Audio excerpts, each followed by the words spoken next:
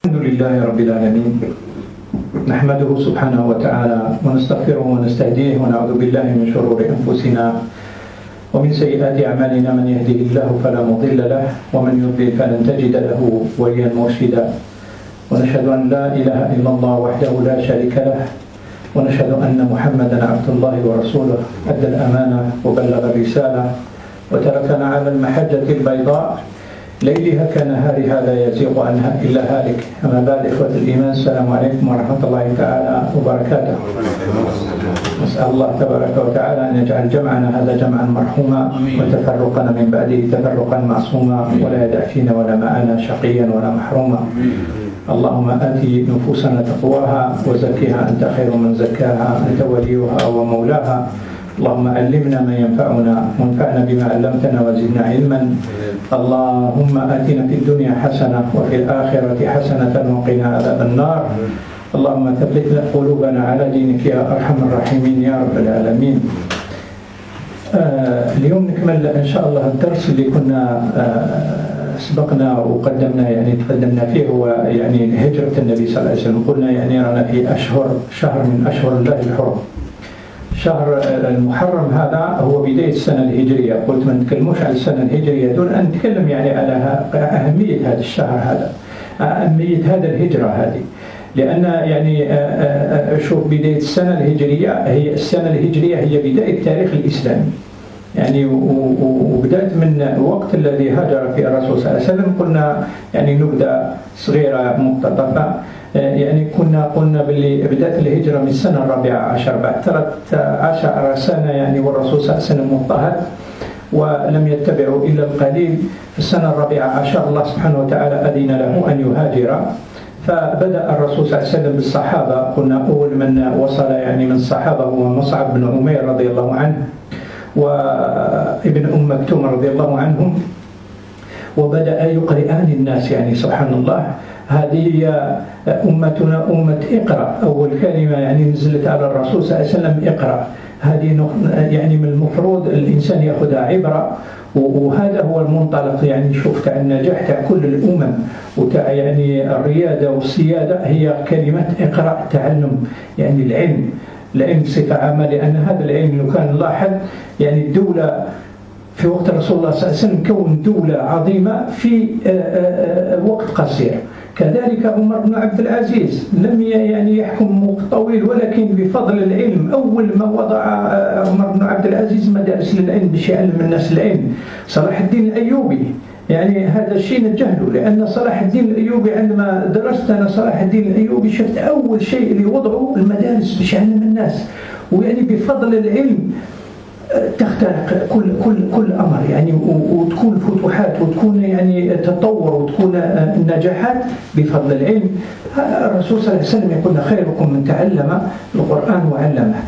والله سبحانه وتعالى يقول يرفع الله الذين آمنوا منكم والذين أوتوا العلم درجات. الله سبحانه وتعالى يرفعنا درجات بالعلم، فلنتعلم. هذه هي وهذه تكون سنة بلك لنا، ولكن قدوة إن شاء الله باش نكونوا لأولادنا نعلموهم، لأن هذا العلم هو اللي ينفعهم وبه ينتفعوا. الله سبحانه وتعالى هو اللي يحظيهم وينصرهم بهذا الدين هذا بصفة الدين بصفة عامة، ولكن العلم بصفة خاصة، ولكن العلم بصفة عامة كله ينفع. هذه هي الدين، هي حصانة للنفس، وهي أن الله سبحانه وتعالى يتقرب منك ويرفعك درجات ويحذيك ويحصنك، ولكن بالعلم ترقى كذلك. بالعلوم احنا من المفروض شوف في وقت كاين بعض الدراسات احنا كنا نتكلم مع العائلة، وقلت لهم كيف بعض الدراسات كانت اخترعها المسلمون واقتبسها الآخرين عليهم وذكرهم، ولكن الحمد لله الله سبحانه وتعالى يعلم أن هذا هذه اختراعات كانت من هذا الأمر. Juste pour dire qu'on va continuer Inch'Allah le cours de la semaine passée. Le cours de la semaine passée, on s'est arrêté juste à l'Hijra parce qu'on disait on ne peut pas parler de l'histoire islamique, là où débute l'histoire. Et ce premier mois, c'est le mois de Muharram, c'est le premier mois de l'année de l'Hégire. Et on ne peut pas parler de l'Hégire sans parler de l'Hijra du prophète sallallahu alayhi wa sallam. C'est là que commence l'histoire musulmane ou islamique. À ce moment-là, le prophète sallallahu alayhi wa sallam, il a fallu qu'il attende 14 ans pour que Allah subhanahu wa ta'ala l'autorise à faire l'Hijra. 13 ans avec sa communauté au niveau de la Mecque, ils ne l'ont suivi que très peu. Et alhamdoulilah, au bout de la 14e année, Allah subhanahu wa ta'ala lui l'a autorisé à émigrer. Il a commencé par ses compagnons, je disais, qui sont les premiers à être arrivés à Médine quand il a autorisé, quand il aura ordonné le prophète sallallahu alayhi wa sallam de faire l'Hijra. C'était Mus'ab ibn Umayr et Ibn Maktoum, car les agrès, les deux, ils ont commencé à apprendre la science aux gens, le Coran et tout. Et c'était la première chose à faire. Ils n'ont pas été chercher le travail, ou de quoi manger, ou là où habiter. Non. Ils commençaient à apprendre aux gens, et c'est ça, c'est avec la science qu'on évolue. Allah subhanahu wa ta'ala, il dit qu'Allah il élève ceux qui croient et ceux qui apprennent la science en degrés, il les élève en degrés. Et le prophète sallallahu alayhi wa sallam, il dit le meilleur d'entre vous, c'est celui qui apprend le Coran et qui le fait enseigner. Regardez, avec la science on évolue, et le prophète sallallahu alayhi wa sallam, avec ça il a construit un État souverain, développé et puissant en un petit bout de temps, ce qu'il n'a pas pu construire à la Mecque, mais c'est avec la science. Et dans ce sens, Omar ibn Abdel Aziz aussi, il a gouverné une courte période, mais avec la science, ce qu'il a commencé par instaurer, c'était les écoles pour apprendre aux gens. Et c'était une découverte pour moi à un moment donné. J'ai cherché après, parce qu'on ne le cite pas beaucoup. Salah ad-Din al-Ayyubi, on ne le cite pas beaucoup. Pourtant, il a conquis le Quds. Et c'était avec quoi? La première chose qu'il a instaurée, c'était les écoles pour enseigner aux gens. C'est l'enseignement, ce n'est pas pour nous, peut-être, mais c'est pour nos enfants. Et c'est une leçon pour nous, pour inciter nos enfants à apprendre, parce que c'est avec la science qu'il évolue. Et que Allah subhanahu wa ta'ala les soutient et les protège.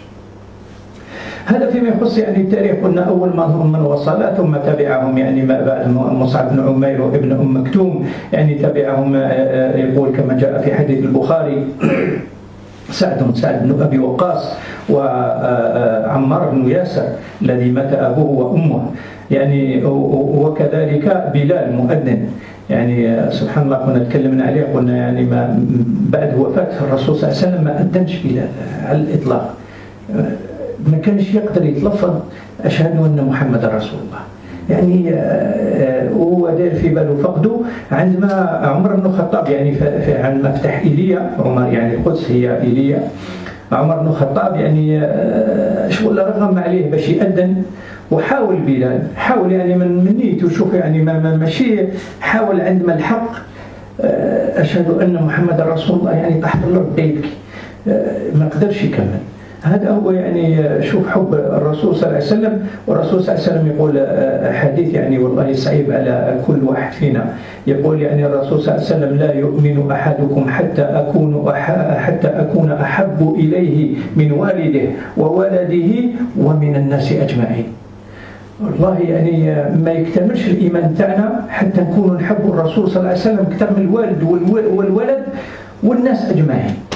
وهذا هو يعني حب الرسول صلى الله عليه وسلم. هذا هو باش يكتمل الإيمان تاعنا، يكون الإيمان كامل. ما نقولش باللي رانا ناقصين إيمان. هذا عمر بن الخطاب قال له يعني، ونشوف مثلا صحبة أبا بكر، عمر بن الخطاب في يوم من الأيام خاطب الرسول صلى الله عليه وسلم، قال له يعني يا رسول الله والله إنك أحب إلي. قال له ليس ذاك يا عمر، لأن يعني أكون أحب إليك من نفسك ومن أولادك ومن ولدك. ومن بعد عمر بن الخطاب راجع نفسه، قال له والله يا رسول الله إنك أحب إلي من كل شيء. حتى قال له ذاك يا عمر، هذا هو الإيمان. فأبا بكر كان صاحب الرسول صلى الله عليه وسلم، بكى عندما خبروا الرسول صلى الله عليه وسلم، قال له الصحبة يا رسول الله، قال له نعم، بكى. قالت عائشة رضي الله عنها في الحديث عمري ما كنت أعلم يعني أن الرجل يبكي من شدة الفرح حتى رأيت أبا بكر. يعني ما كانش تعرف باللي الإنسان يقدر يبكي من شدة الفرح. وكان حقيقة يحبوا أكثر من كل شيء، لأن عندما كانوا يمشوا يعني هذو في بعض أمور صغيرة ولكن تعطينا أهمية، عندها أهمية كبيرة. كانوا يمشوا يجي أمام الرسول ثم يأتي من ورائه ثم يأتي عن يمينه ثم عن شماله. قالوا يا رسول الله، قالوا ما بك يا أبا بكر، يعني تجي في الأمام قالوا يا رسول الله يمكن نكون في خلفك، نقول يعني نجي خلفك نقول وكان واحد يرميك بسهم ولا برمح نكون أنا يعني نقبل، ولكن نقول بالك يجي راه واحد من الأمام نجي في الأمام وإلى آخره. عندما وصلوا لغار طور قالوا أنا أنتظر يا رسول الله حتى أمن الغار، هو دخل هو اللي كان كاين حية ولا حاجة كانت عليه هو الأول. قالوا ما أنا إلا عبد مات، ولكن إذا مت أنت مت الإسلام معك. هؤلاء كاين يعني في قلوبهم الإسلام، ماهيش في لسانهم ولا في حتى في راسه، يعني في بعض الأحيان مغروس في الفؤاد. هذا هو الإسلام الحقيقي. قلنا رسول الله صلى الله عليه وسلم، ونذكر إن شاء الله هذو كامل اللي شاركوا في هذا. كنا توقفنا عندما الدليل تاعهم وهو كان كافر،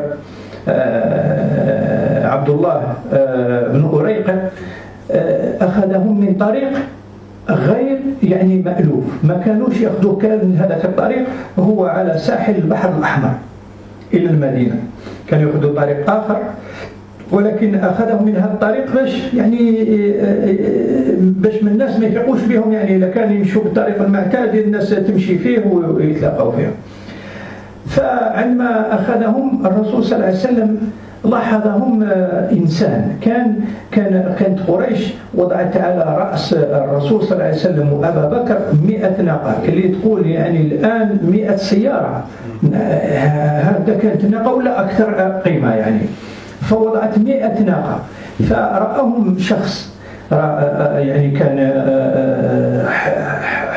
إنسان يعني حذق في هذا الأمر هذا، وكان هذا سراقة كان يعني فارس مغوار.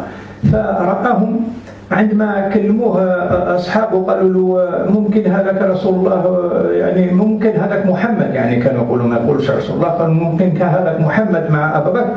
قال لهم لا أنا ضامن هذا المنطقة، هو باش يفوز بالغنيمة وحده. فتبعهم سراقة. عندما وصل سراقة قريب يوصل إليهم قال يعني شهادة، قال أنا أنظر إليهم. أبا بكر كثر الالتفات، يعني أبو بكر غير يلتفت، ولكن الرسول صلى الله عليه وسلم قال لهم لا لم يلتفت ولا مرة، يعني سبحان الله. شوف هذا هو اليقين في الله. أمر أنا خذيت الأسباب، الباقي على الله. أنا درت الأسباب يعني واختي الطريق موش مألوف والباقي على الله. فحقيقة كان هو أمر الله. فدخلت يعني يدي الفرس في الرمل مرة، ثم يقول ثانية ثالثة، فعلم سراقة أنه الله تبارك وتعالى، فقال له يا محمد انتظر. قالوا ما قالوا أعطيني عهد باللي ما تأذونيش وما نأذيكمش. سبحان الله. فأمر رسول الله صلى الله عليه وسلم شكون عامر بن نفيرة. عامر بن نفيرة هذا كان الراعي ليرعى بالغنم، ليمسح الخطى تاع الرسول صلى الله عليه وسلم وتاع عبد الله بن أبي بكر عندما كان يمشي لهم في الليل. وكان هذا عامر بن نفيرة كان كذلك يعني يعطيهم اللبن في الليل في غار طور. فعطاله قال عامر بن نفيرة اكتب لهم يعني في ورقة، وأعطاهم إياها وأعطاها لسراقة. وسراقة يعني استسلم من بعد، وجاء الرسول صلى الله عليه وسلم بهذاك العهد اللي كتبوه. قالوا يا رسول الله، قالوا نعم يعني، والحمد لله، واستسلم ودخل في الإسلام. ففي هذا الرحلة كاين ناس عاونوا الرسول صلى الله عليه وسلم. ما نتكلموش على أبا بكر، يعني أبو بكر الصديق راه معروف مبشر بالجنة والحمد لله، وكان أول خليفة يعني، وكان صاحب الرسول صلى الله عليه وسلم. قال له يعني لو لم يكن الله سبحانه وتعالى الرفيق الأعلى هو قال اتخذت خليلا اتخذت أبا بكر. وكان يقول لهم أحب الناس إليه بعد عائشة رضي الله عنها أبا بكر. فأبو بكر معروف، ولكن ابنه عبد الله يعني ابن أبا بكر اللي كان يستخبر الأخبار في النهار في قريش ويمشي لهم في الليل يخبرهم يعني واش ماذا قيل عنهم. كانت أسماء رضي الله عنها هي وعائشة رضي الله عنهم، كانت أسماء تحضر طعام كيت أكبر من عائشة وتعاونها عائشة رضي الله عنها، فهذا كانت لهم سبب يعني أنها يعني ذات النطاقين، سميت ذات النطاقين لأن النطاق هو الحزام. فعندما حضرت الطعام السفرة أسماء بنت أبي بكر فلم تجد وين توضعها، ما كانش كما درك يعني نقول وصل شيء ولا حاجة يعني فلم تجد، فأخذت النطاق تاعها يعني الحزام تاعها وضعت واحد فيه السترة قسمته نطاقين وواحد فيه الماء الشراب يعني اللي كانوا باش ياخذوه معاهم، فسميت بذات النطاقين يعني. وكان عامر بن نفيرة هذا كان مولى أبا بكر، يعني كان عبيد عن أبا بكر وكان يرعى بالغنم، هو اللي يمشي يرعى بالغنم وراء الخطة تاعهم باش يمحي الخطة تاعهم باش ما يعرفوش وين مشاو.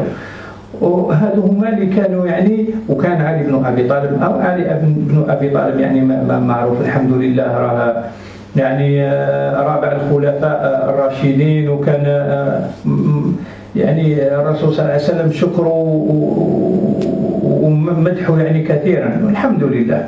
فهذا الناس القرباء اللي عاونوا الرسول صلى الله عليه وسلم شوف المصير تاعهم كيف كان. لأن الدرس الآخر هو أن هذا هو العبرة من الهجرة.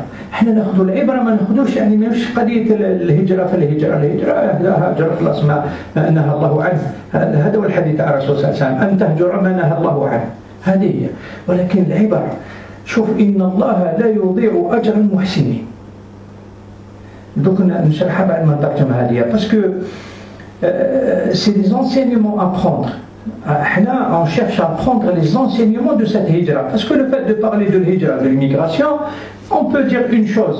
Le prophète sallallahu alayhi wa sallam a dit c'est que tu immigres ce que Allah a interdit. C'est ça, le hijra. Mais les enseignements à tirer de cette hijra, c'est pour la construction d'un nouvel État. Ce n'est pas la première hijra qui consistait en un asile, simplement. Mais cette hijra, c'était pour la construction d'un nouvel État.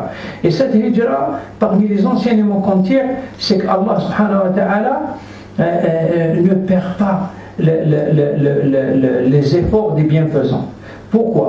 Parce que tous ceux qui ont contribué à cette hijra, parmi eux, j'ai cité Amr ibn Nafira, qui était le berger de Abu Bakr et qui faisait passer le troupeau juste après les traces de Abu Bakr, du prophète sallallahu alayhi wa sallam, et de Abdallah, le fils de Abu Bakr, quand il partait les boire, pour effacer un peu les traces. C'était Asma, la fille de Abu Bakr, et Aïcha radiallahu anha qui ont préparé à manger pour eux.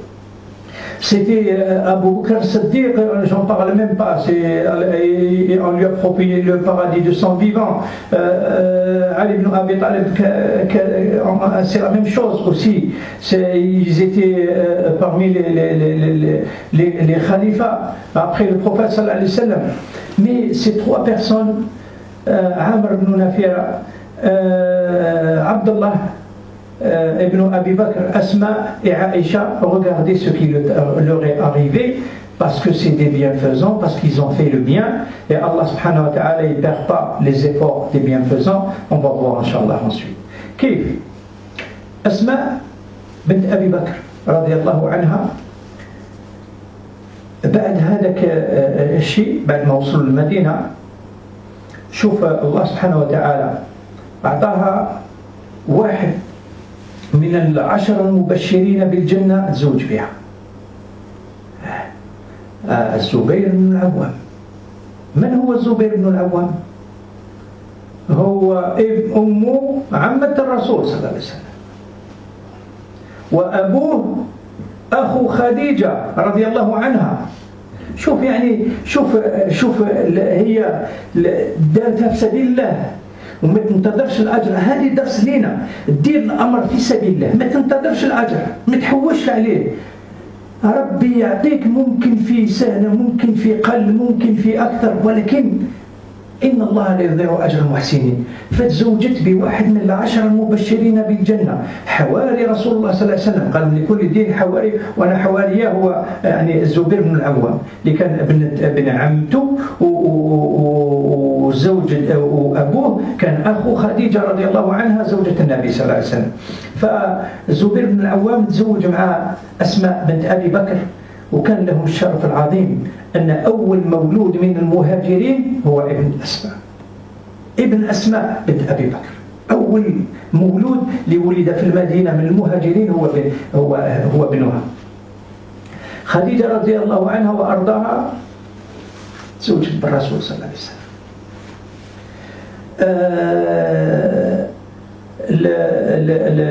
عامر بن عبد الله بن أبي بكر أصيب في كانت غزوة في خيبر، فأصيب ومات بالجروح تاعو شهيد من هذه غزوة خيبر، يحتسب من شهداء خيبر.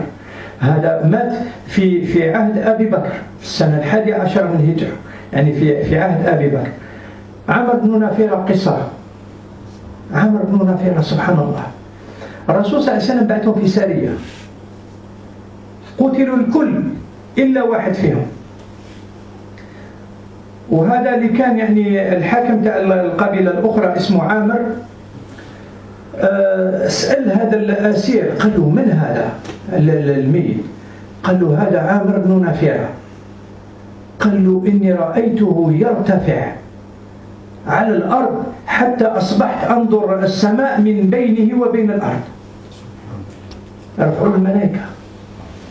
وانظروا وش يقول فيها الزهري هذا كان ولد سنة 50 للهجرة، يعني باش نعرفوا باش نديروا كل حاجة في وقتها.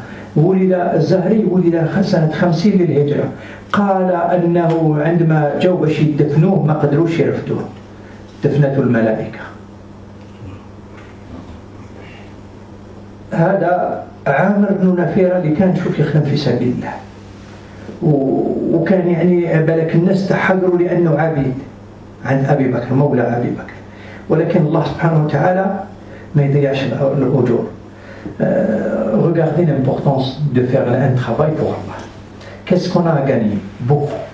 Même ne t'attends pas à une récompense de suite. On ne perd pas tes efforts avec que tu demandes une récompense de suite, ou tu parles, parce que tu les perds aussi. Si tu dis moi j'ai fait, tu les as perdus.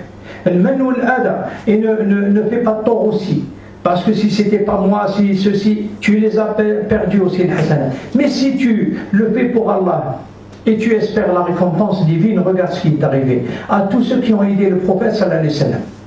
J'en parle même pas de Abu Bakr et Ali ibn Abi Talib, parce qu'on leur a promis le paradis de leur vivant et ils sont morts. L'un il est mort d'une mort naturelle, Abu Bakr, et l'autre il est mort shahid, Ali ibn Abi Talib. Le fils de Abu Bakr, Abdullah ibn Abi Bakr, il est mort shahid. Il est mort shahid dans une bataille à Khaybar. Il a été blessé et il est mort de ses blessures. C'est shahid Khaybar. Asma, la fille de Abi Bakr, qu'est-ce qui lui est arrivé? Quand elle est arrivée à Médine, elle a épousé l'un des 10 à qui le prophète sallallahu alayhi wa sallam leur a promis le paradis de leur vivant. C'est Zubayr ibn al-Awwam. Et Zubayr ibn al-Awwam, qui c'est Zubayr ibn al-Awwam? C'est sa mère, la mère de Zubayr ibn al-Awwam, c'est la tante paternelle du prophète sallallahu alayhi wa sallam. C'est la sœur à son père du prophète. Et son père à Zubayr ibn al-Awwam, c'est qui? C'est le frère de Khadija, l'épouse du prophète sallallahu alayhi wa sallam.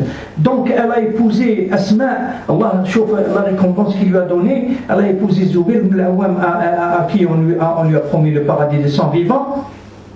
Et ils ont eu l'honneur d'avoir le premier enfant des Muhajirin à Médine. Le premier enfant qui est né parmi les Muhajirin à Médine, c'est l'enfant de Asma, c'est Abdullah ibn Zubayr ibn al-Awwam, et de Asma. Aïcha, j'en parle même pas, c'est l'épouse du prophète sallallahu alayhi wa sallam. Voilà la récompense, plus que ça, il n'y a pas. Amr ibn Nafira, c'est toute une histoire.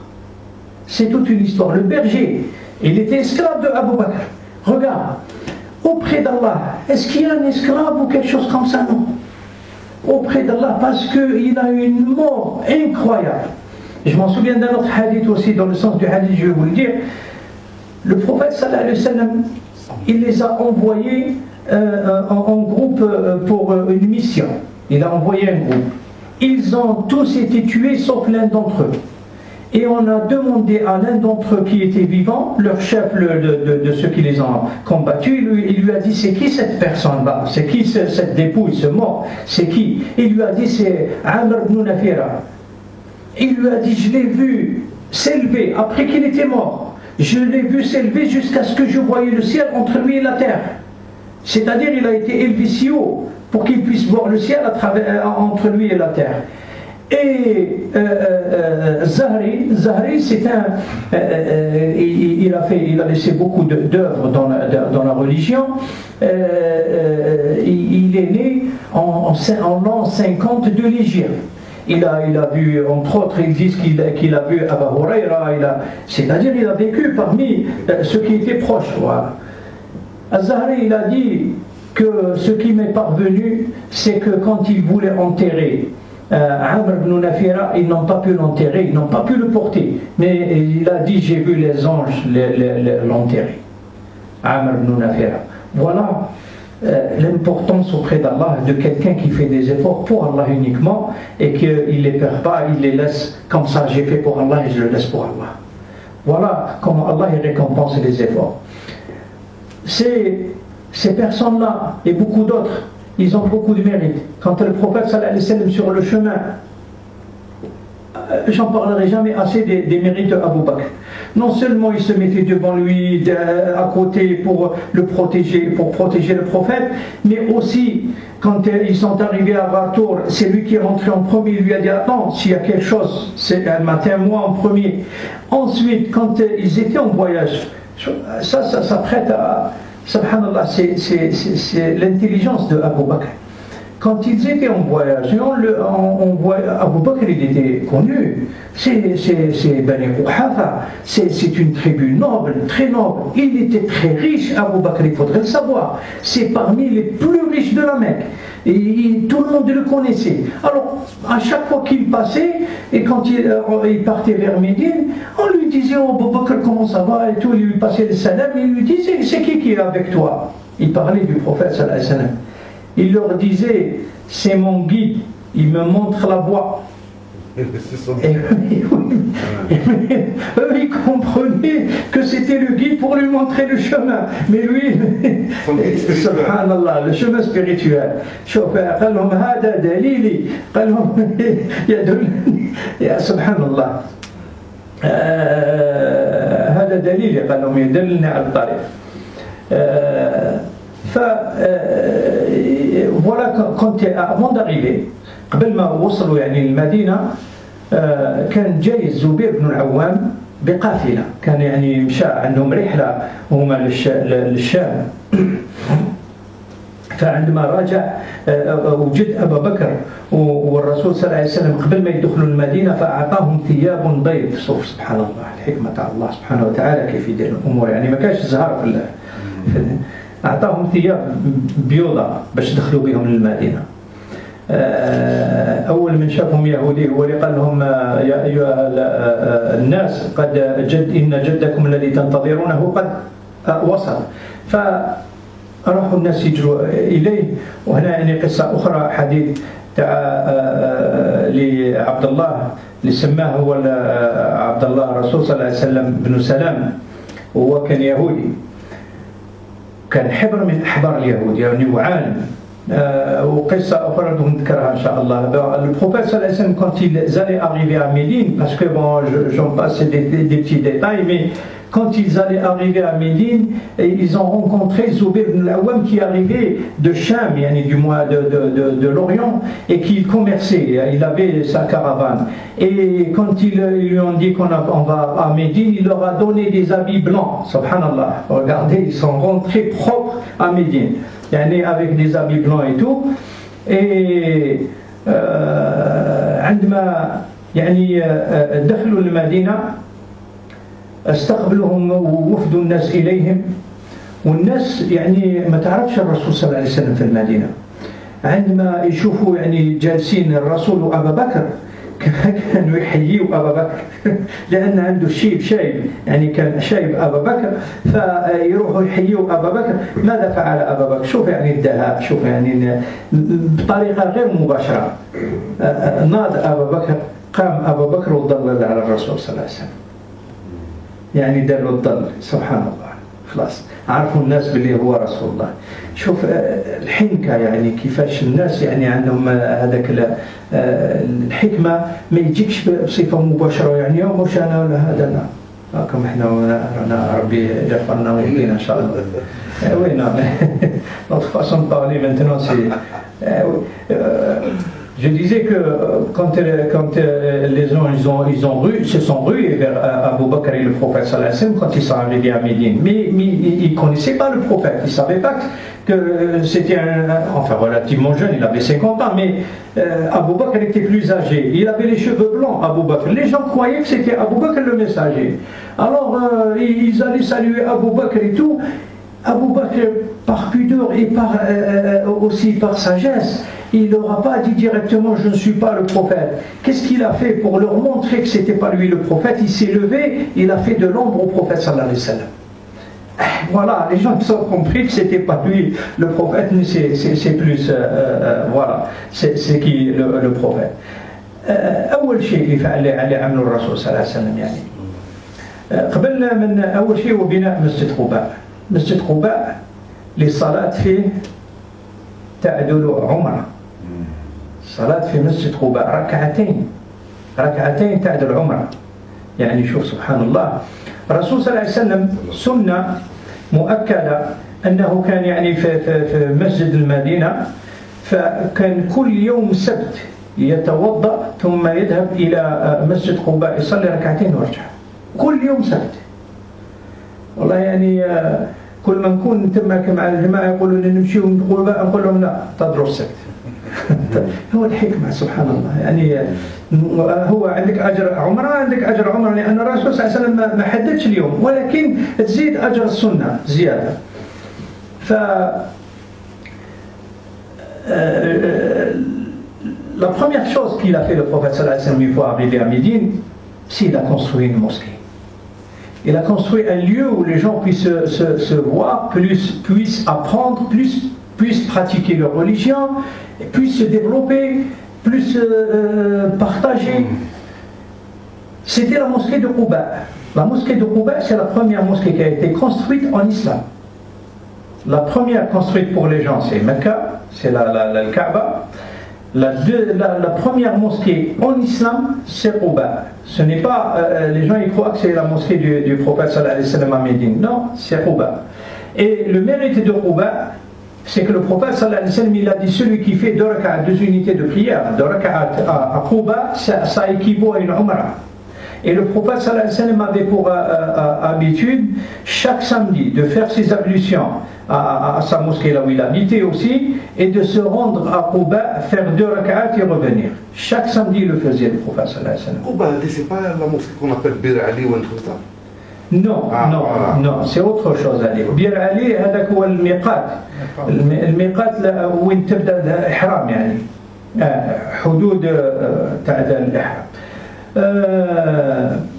Masjid Quba, c'est juste à côté de Médine,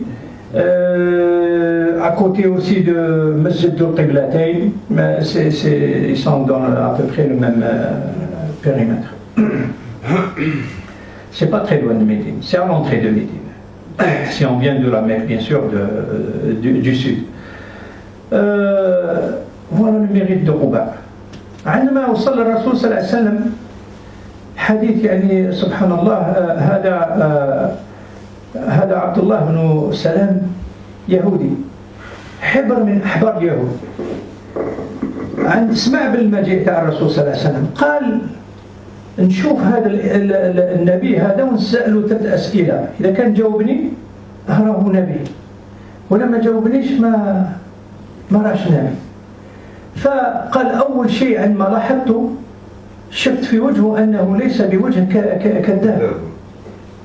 الحاجة الأولى يعني واضحة، إذا كان وقال أول كلام سمعته منه قال: يا أيها الناس أفشوا السلام وأطعموا الطعام وصلوا بالليل والناس نيام تدخلون الجنة بسلام.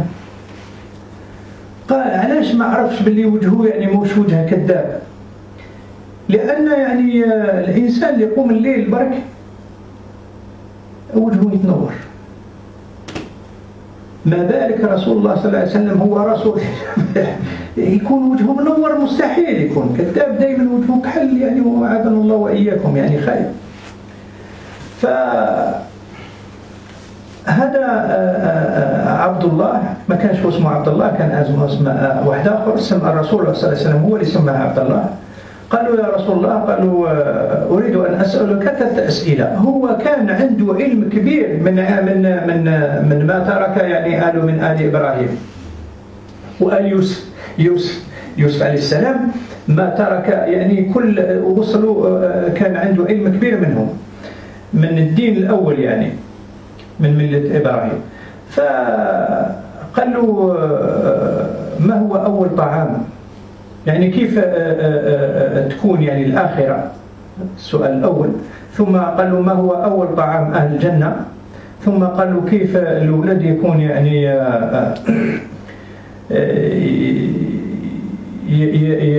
يشبه للأب ولا للأم؟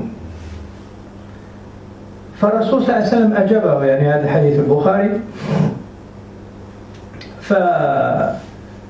فعزم، يقول كيف يعزم يعني الابن، والرسول صلى الله عليه وسلم بدأ من الأول، قال له: تكون النار من المشرق إلى المغرب. ويعني في حديث آخر في رواية مسلم يقول يعني تكون نار من عدن من اليمن حتى هي تحشر الناس كلهم، يعني هذه النار هذه ما تخلي حتى واحد حتى يكون يوم الحشر وخلاص. هذا هو تبدأ من اليمن. هو عارف بهذا الشيء. الحاجة الثانية، أول طعام يعني أهل الجنة هو زيادة كبد الحوت. الكافيار؟ نو كافيار تاع وجههم. الحوت il faudrait savoir que c'est la baleine. Donc c'est toute la différence, parce que nous on dit le hout c'est le poisson. Non, c'est la baleine. Le hout c'est la baleine. Ou le cachalot bien sûr, c'est la famille de la baleine. Et il a des vertus scientifiques incroyables. Il élimine le cholestérol, il élimine il régule le taux de glycémie dans le sang. C'est incroyable. Il renforce ses articulations et ainsi de suite. On l'utilise, ça je parle scientifiquement. Mais Rasoul sallallahu alayhi wa sallam, comme il savait, il est un alphabète, il n'a jamais, il ne sait pas.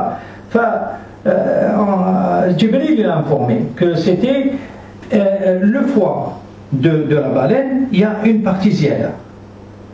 زيادة، معلش يقولوا زيادة كبد الحوت، ماشي كبد الحوت يعني، هو زيادة كبد الحوت.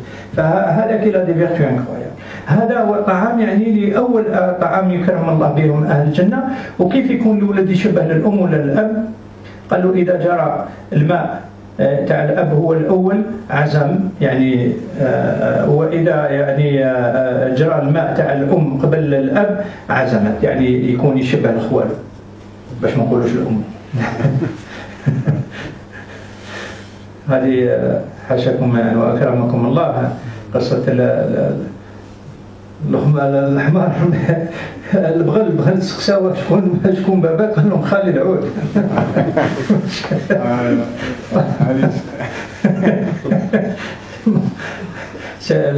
On a posé la question au mulet.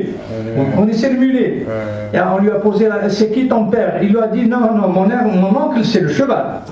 Mais il n'a pas répondu par rapport à son père parce que c'est l'âne. Donc Rasoul sallallahu alayhi wa sallam, quand il a répondu à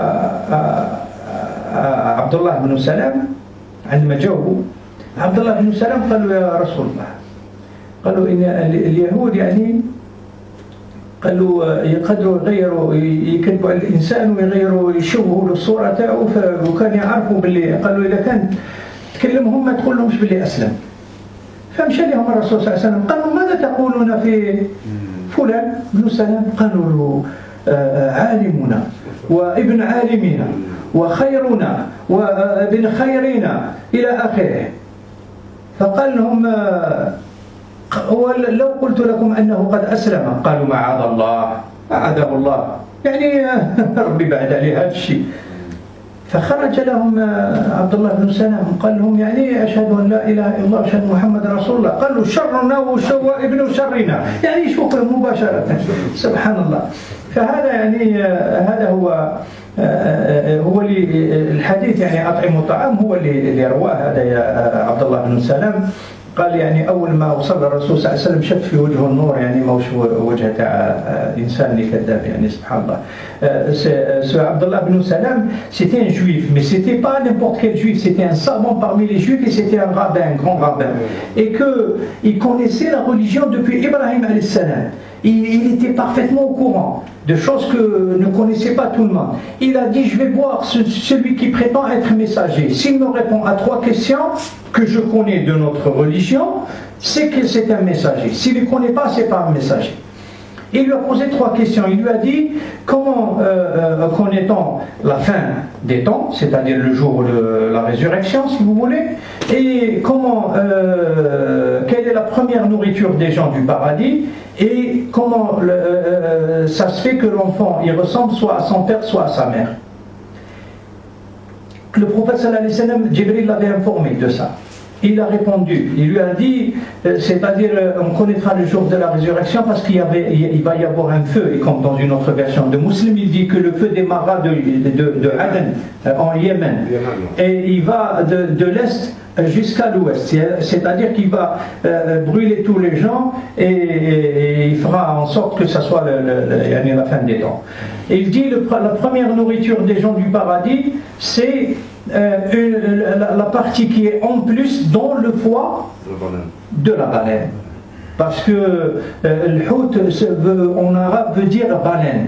Et la baleine, subhanallah, les scientifiques maintenant, ils disent que c'est cette huile, et ils l'utilisent pourquoi? Parce qu'elle a beaucoup de vertus. Elle élimine le cholestérol, elle régule le taux de glycémie dans le sang, elle renforce les articulations, et j'en passe. Et ça c'est scientifique. Et en plus, elle est bonne. C'est ce que nous dit le prophète sallallahu alayhi wa sallam, et c'est la première nourriture qu'on offre aux gens du paradis. Après, il lui a dit comment l'enfant il ressemble à sa mère ou à son père. Il lui dit si, c'est-à-dire le sperme, celui qui sort en premier, c'est ça qui fait la ressemblance. Si c'est le père qui sort en premier, donc il ressemblera à son père, sinon il ressemblera à sa mère. Subhanallah, voilà comment le prophète sallallahu alayhi wa sallam, lui maintenant on se pose des questions à qui ressemblent nos enfants. Bon. C'est Rasul sallallahu alayhi wa sallam, quand il a répondu ça, Abdullah ibn Salam, il a dit Ashhadu an la ilaha illallah wa ashhadu Muhammad Rasulullah. Il lui a dit mais viens m'aider pour ta communauté. Il lui a dit non, tu ne les connais pas, ils vont dire du mal de moi si tu vas leur dire, si je vais leur dire voilà Il lui a dit si tu veux, pose-leur la question sans qu'ils sachent que je suis. C'est caché. Abdallah et le prophète sallallahu alayhi wa sallam, il leur a dit que dites-vous de Ibn Salam? Et ils lui ont dit c'est notre meilleur et le fils de notre meilleur, c'est notre plus savant et le fils de notre plus savant. Et j'en passe. Oula, le prophète sallallahu alayhi wa sallam, il leur dit et si je vous disais qu'il s'est converti? Il lui a dit qu'Allah le préserve de ça. Non, ils lui ont répété la même chose. Alors Abdullah ibn Salam, il est sorti, il leur a dit Ashhadu an la ilaha illallah.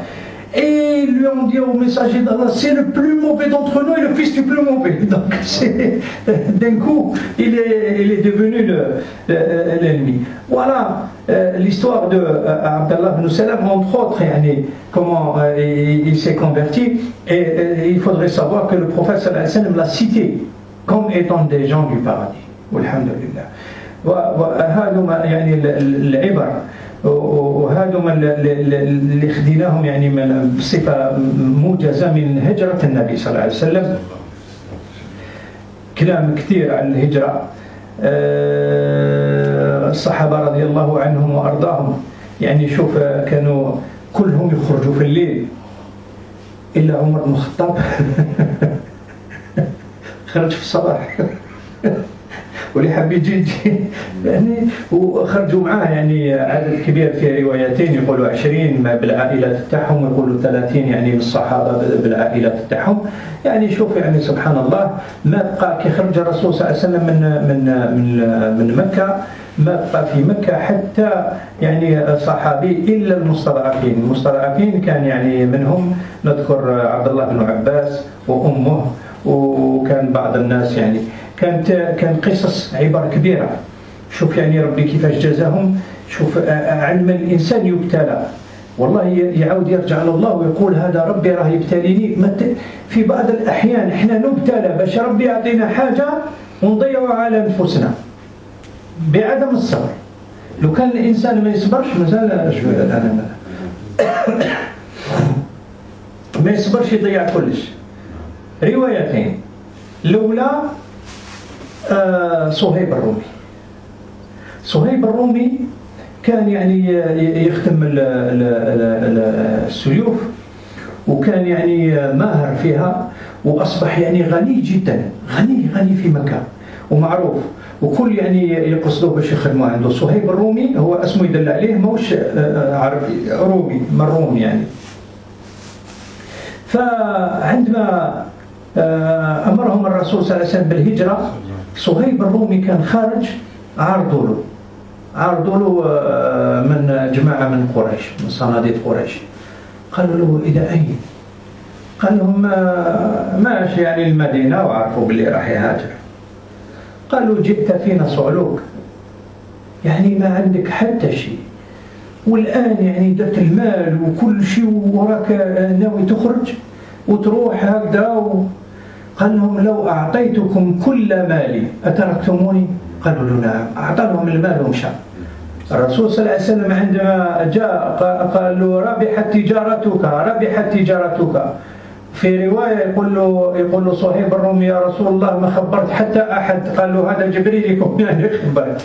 سبحان الله، هاي التجارة اللي ربحت. شوف يعني أعطاهم كل مال تاعه، ما قالش نقسم معاكم ولا نعطيكم شوية ولا لا. وشو اللي نزلت فيه الآية والناس من يشتري نفسه ابتغاء مرضات الله. هذا هو اللي يعني نزلت فيه الآية، وكان منها خلاص الرسول صلى الله عليه وسلم يعني بشروا قالوا ربحت تجارته. فقصة أخرى يعني l'histoire de Sohaib. Pourquoi Sohaib d'abord c'est pas il était à la Mecque quand le prophète sallallahu alayhi wa sallam leur a ordonné de partir, d'émigrer. Il était à la Mecque, Sohaib, et c'est le Romain, on l'appelait Sohaib le Romain. Pourquoi? Parce qu'il n'était pas musulman, il n'était pas arabe plutôt, c'était un Romain. Et il a juste vécu à la Mecque. Quand il est venu à la Mecque, il était venu pauvre. Et ensuite, il s'est perfectionné dans la fabrication des armes, des épées en particulier, et tout le monde venait le voir pour ça, parce qu'il se perfectionnait dans ce sens. Et que quand il allait partir de la Mecque vers Médine, on l'a retenu, les puissants de Quraysh, ils lui ont dit où tu vas? Tu étais venu parmi nous, tu es pauvre, tu n'avais rien, et maintenant que tu as fait de l'argent, tu penses partir comme ça. Il leur a dit, et est-ce que si je vous donne tout mon argent, est-ce que vous me laissez partir? Il n'a pas dit je vous achète, ou je vous donne un peu, la moitié, non, tout. Ils lui ont dit oui, mais il était très riche. Alors ils étaient plus contents, et il est sorti. Et quand il est arrivé voir le prophète sallallahu alayhi wa sallam, il lui a dit ton commerce a réussi, c'est-à-dire tu as gagné. Il a gagné quoi? Le paradis, Allah l'a cité comme il a dit le frère dans le Coran. Il s'est acheté sa propre personne avec son argent pour pouvoir émigrer. قصة أخرى مؤثرة ونضل نكمل بها ونترك يعني البقية إن شاء الله. قصة أم سلمة اللي كانت أصبحت زوجة النبي صلى الله عليه وسلم. شوف هذا اللي نقول لك يعني عندما الإنسان في بعض الأحيان يبتلى، لو ما صبرش راه ضيع كلش، لو صبر راه نجح وربح وأفلح. شوف أم سلمة كان من أوائل يعني أبو سلمة من أوائل الذين هاجروا إلى الحبشة. أولا كان مضطهد من أهل قريش، وكان من الأوائل الذين هاجروا إلى المدينة يعني قبل ما تكون الهجرة تاع يعني الناس. فعندما أراد أن أبو سلمة أن يهاجر إلى المدينة جاءوا عائلة أم سلمة، وعائلة يعني قوية، فنحولوا المرأة قالوا ما تروحش معك، ما إذا حبيت أنت روح امشي وحدك، ولكن بنتنا ما تمشيش معك. فأخذوا أم سلمة وأخذوا ابنها، وكان بقى معها ابنها. فجت عائلة زوجها قالوا، وكانوا الناس بيقولوا للرجل قالوا ما دام ما روش معاك ناخذوا ابننا. فيقال يعني في رواية أن تخاصموا عليه حتى قطع ذراعه. وبقات أم سلمة سنة كاملة وهي تبكي كل يوم، تخرج لنفس المكان اللي خذوا منها ابنها وتبكي فيه سنة، حتى يعني الله سبحانه وتعالى سخر إنسان معروف من أهل زوجها فتوسط لها وطلب منهم أنه يعني يطلقوا سراح ابنها، وطلقوا سراح ابنها وسافرت.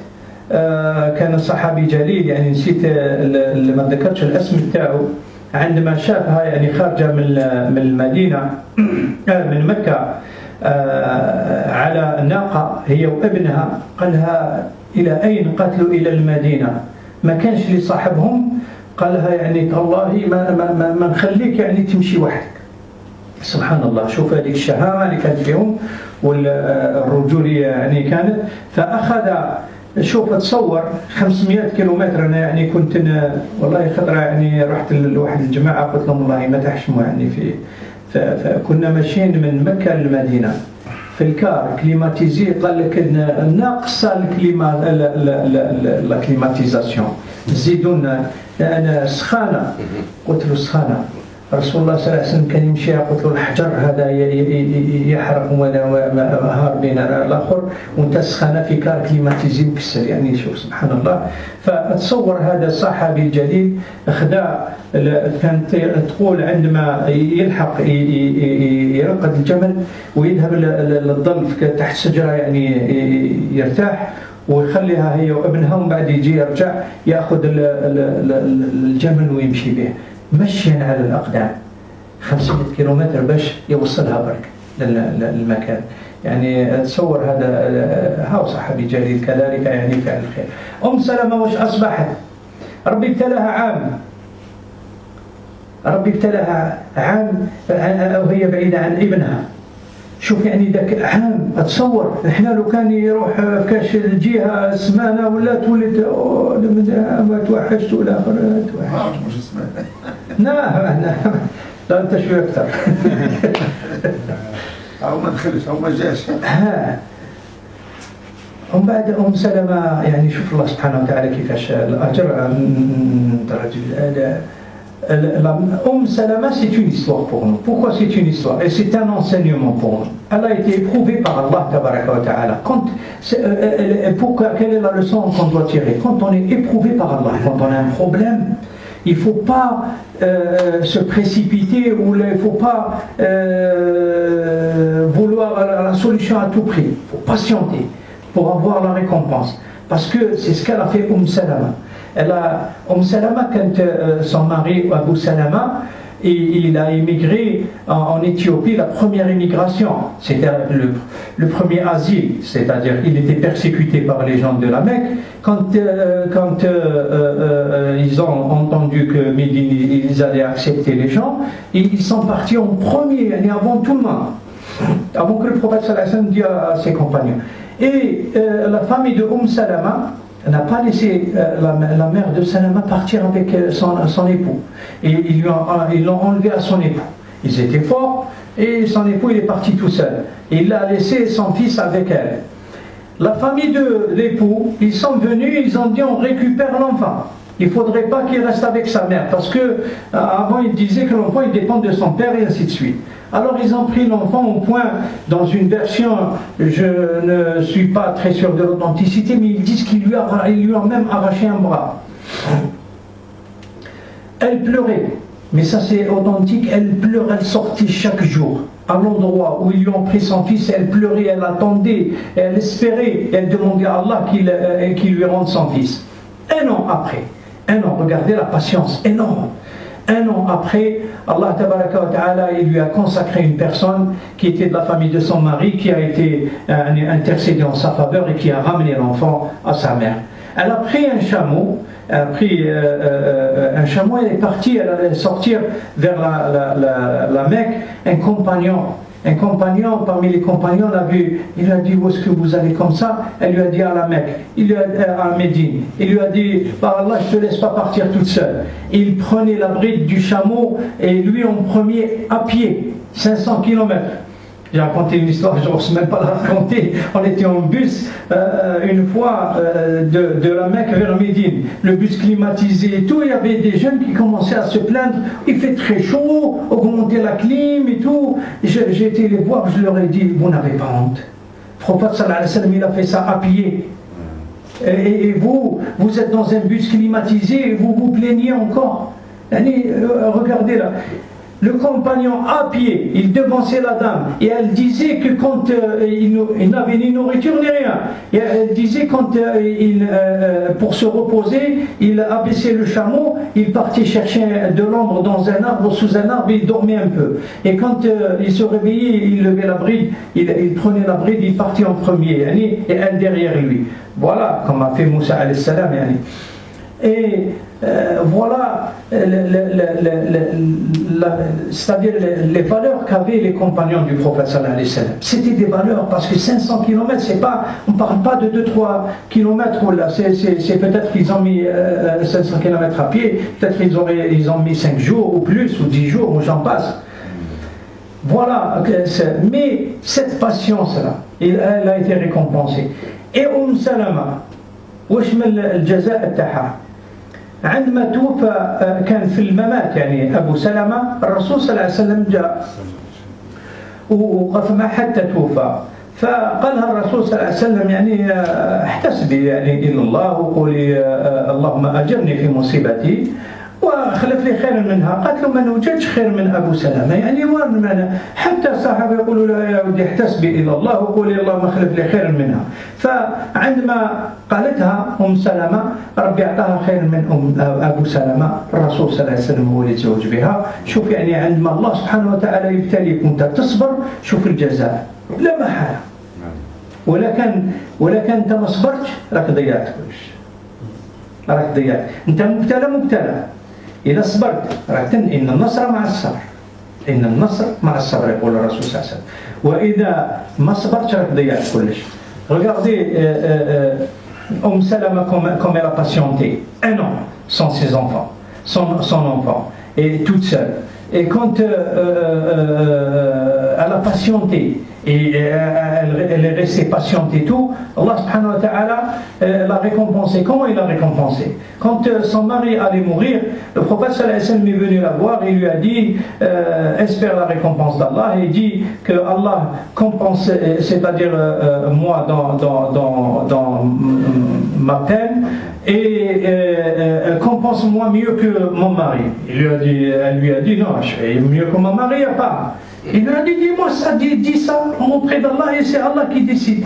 Et il a fallu que certains compagnons aient la force pas la force, mais la convaincre pour dire ça. Quand elle a dit ça, elle a eu meilleur que son mari parce qu'elle a épousé le prophète sallallahu alayhi wa sallam.